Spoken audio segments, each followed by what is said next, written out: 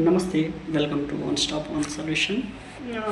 ಇಂದಿನ ವಿಡಿಯೋದಲ್ಲಿ ನಾವು ಕೆಲವೊಂದಿಷ್ಟು ವಿಷಯಗಳ ಬಗ್ಗೆ ತಿಳಿದುಕೊಂಡಿದ್ದೀವಿ. ಆದರೆ ಇವತ್ತಿನ ವಿಡಿಯೋದಲ್ಲಿ ನಾವೇನಪ್ಪ ಅಂತಂದರೆ, ಶರತ್ ಎಂ ಸರ್ ಅವರು ನಿಮಗೆ ನೀವೇ ಹಾಕಿಕೊಳ್ಳಬೇಕಾದ ಅತ್ಯುನ್ನತವಾದ ಪ್ರಶ್ನೆ ಏನಪ್ಪ ಅಂತಂದರೆ, ನಿಮ್ಮ ಗಂಟೆಗೆ ನಿಮ್ಮ ದುಡಿಮೆ ಎಷ್ಟು ಅಂತ ಕೇಳ್ತಾ ಇದ್ದಾರೆ. ಅಂತಂದರೆ ಗಂಟೆಗೂ ಕೂಡ ನಿಮ್ಮ ಫೈನಾನ್ಷಿಯಲ್ನ ಅಬ್ಸರ್ವ್ ಮಾಡಿರಿ ಅಂತ ಸೂಕ್ಷ್ಮವಾಗಿ ಎಷ್ಟು ಚೆನ್ನಾಗಿ ಹೇಳ್ತಾ ಇದ್ದಾರೆ.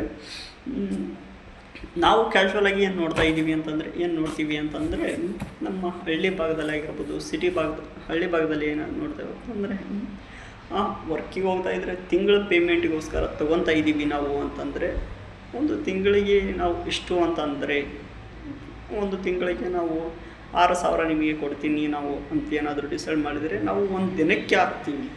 ನಾವು ಕ್ಯಾಲ್ಕುಲೇಷನ್ ಯಾವ ಥರ ಹಾಕ್ತೀವಿ ಅಂತಂದರೆ, ಒಂದು ದಿನಕ್ಕೆ ನಮ್ಮ ಆದಾಯ ಎಷ್ಟು ಅಂದರೆ ನಾವಲ್ಲಿ ಒಂದು ದಿನಕ್ಕೆ ಎಷ್ಟು ದುಡಿತಾ ಇದ್ದೀವಿ. ಈಗ ನಮ್ಮಲ್ಲಿ ಒಬ್ಬರು ವರ್ಕರ್ ಇದ್ದಾರೆ ಅಂತಂದರೆ ನಾವು ಅವರಿಗೆ ತಿಂಗಳಿಗೆ 6,000 ಕೊಡ್ತೀವಿ ಅಂದ್ಕೊಡ್ರಿ.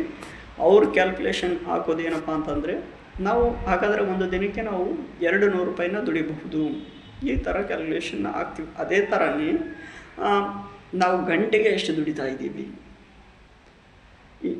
ನಮ್ಮ ಥಿಂಕಿಂಗ್ ಎಷ್ಟು ದೊಡ್ಡದಿರುತ್ತೆ, ನಮ್ಮ ಯೋಚನೆಗಳು ಎಷ್ಟು ದೊಡ್ಡದಿರುತ್ತೆ, ಅಷ್ಟೇ ಸರಾಗವಾಗಿ ಕೂಡ ನಾವೇನು ಮಾಡ್ತೀವಿ, ನಮ್ಮ ಗುರಿನ ತಲುಪ್ತೀವಿ ಅಂತೇಳಿ ಶರತ್ ಎಂ ಸಾಹೇಬರು ಹೇಳ್ತಾ ಇದ್ದಾರೆ. ಫಾರ್ ಎಕ್ಸಾಂಪಲ್ ಇಲ್ಲಿ ಏನಪ್ಪ ಅಂತಂದರೆ, ಉದಾಹರಣೆಗೆ ವಿರಾಟ್ ಕೊಹ್ಲಿ ಅವರ ಎಕ್ಸಾಂಪಲ್ನ ತೊಗೊಂಡಿದ್ದಾರೆ ಸರ್. ಕೊಹ್ಲಿ ಅವರು ಒಂದು ಗಂಟೆಗೆ ಗಳಿಕೆ ಎಷ್ಟು?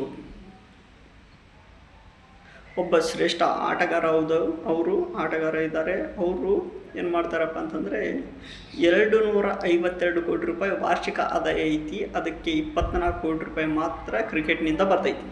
ಮಿಕ್ಕಿದ್ದೆಲ್ಲಿಂದ ಬರ್ತದ ಅಂತಂದರೆ, BCCI ವೇತನವಾಗಿರ್ಬೋದು 7 ಕೋಟಿ ರೂಪಾಯಿ ನೀಡಿದರೆ, ರಾಯಲ್ ಚಾಲೆಂಜರ್ಸ್ IPL ತಂಡ ವಿರಾಟ್ ಕೊಹ್ಲಿಗೆ 17 ಕೋಟಿ ರೂಪಾಯಿ ನೀಡುತ್ತೆ.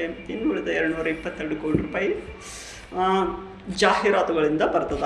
ಅಂದರೆ ಮೂಲಾಧಾರಗಳಿಂದ ಹುಡ್ಕೊಂಡಿದ್ದಾರೆ. ಕೇವಲ ವಿರಾಟ್ ಕೊಹ್ಲಿ ಅವ್ರದ್ದು ಕ್ರಿಕೆಟ್ ಮಾತ್ರವಲ್ಲ, ಮೂಲ ಆಧಾರಗಳು ಬೇರೆ ಇದೆ. ಅದೇ ಥರ ಬೇರೆ ಎಕ್ಸಾಂಪಲ್ ಕೊಡಬೇಕಂದ್ರೆ, ಒಬ್ಬ ಮೇಧಾವಿ, ಒಬ್ಬ ಪ್ರೊಫೆಸರ್ ಏನು ಮಾಡ್ತಾ ಇದ್ದಾರೆ ಅಂತಂದರೆ, ಅವರು ಪಾಠನೂ ಮಾಡ್ತಾರೆ, ಪುಸ್ತಕಗಳನ್ನು ಬರೀತಾರೆ, ದೊಡ್ಡ ದೊಡ್ಡ ವೇದಿಕೆ ಒಳಗೆ ಉಪನ್ಯಾಸ ಮಾಡ್ತಾರೆ, ಅಂದರೆ ಸ್ಪೀಚ್ ಮಾಡ್ತಾರೆ. ನೆಕ್ಸ್ಟು ಅವರು ಗೆಸ್ಟಾಗಿ ವರ್ಕ್ ಮಾಡ್ತಾರೆ.